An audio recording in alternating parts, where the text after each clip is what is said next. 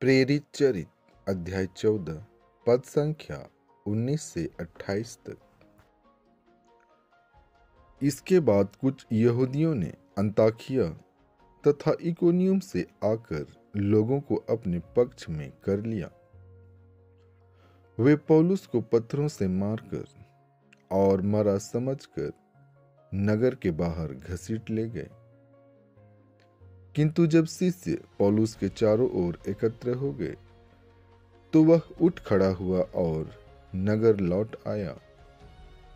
दूसरे दिन वह बरनाबस के साथ देरबे चल दिया। उन्होंने उस नगर में सुसमाचार का प्रचार किया और बहुत शिष्य बनाए। इसके बाद वे लुस्त्रा और इकोनियम होकर अंताकिया लौटे। वे शिष्यों को ढाढ़स बंधाते और यह कहते हुए विश्वास में दृढ़ रहने के लिए अनुरोध करते कि हमें बहुत से कष्ट सहकर ईश्वर के राज्य में प्रवेश करना है। उन्होंने हर एक कलीसिया में अध्यक्षों को नियुक्त किया और प्रार्थना तथा उपवास करने के बाद उन लोगों को प्रभु के हाथों सौंप दिया जिसमें वे लोग विश्वास कर चुके थे। वे पिसिदिया पार कर पंफुलिया पहुंचे और पेरगे में सुसमाचार का प्रचार करने के बाद अंतालिया आए। वहां से वे नाव पर सवार होकर अंताकिया चल दिए। जहां वे चले गए थे वहां जहां लोगों ने उस कार्य के लिए ईश्वर की कृपा मांगी थी जिसे उन्होंने अब पूरा किया था। वहां पहुंचकर और कलीसिया की सभा बुलाकर वे बताते रहे कि ईश्वर ने उनके द्वारा क्या क्या किया और कैसे गैर यहूदियों के लिए विश्वास का द्वार खोला। वे बहुत समय तक वहां शिष्यों के साथ रहे।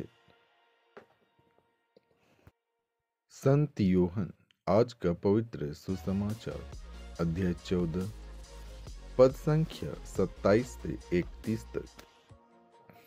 मैं तुम्हारे लिए शांति छोड़ जाता हूँ, अपनी शांति तुम्हें प्रदान करता हूँ। वह संसार की शांति जैसी नहीं है। तुम्हारा जी घबराए नहीं, भीरू मत बनो। तुमने मुझको यह कहते सुना, मैं जा रहा हूँ और फिर तुम्हारे पास आऊंगा। यदि तुम मुझे प्यार करते तो आनंदित होते कि मैं पिता के पास जा रहा हूँ, क्योंकि पिता मुझसे महान है। मैंने पहले ही तुम लोगों को यह बताया जिससे ऐसा हो जाने पर तुम विश्वास करो।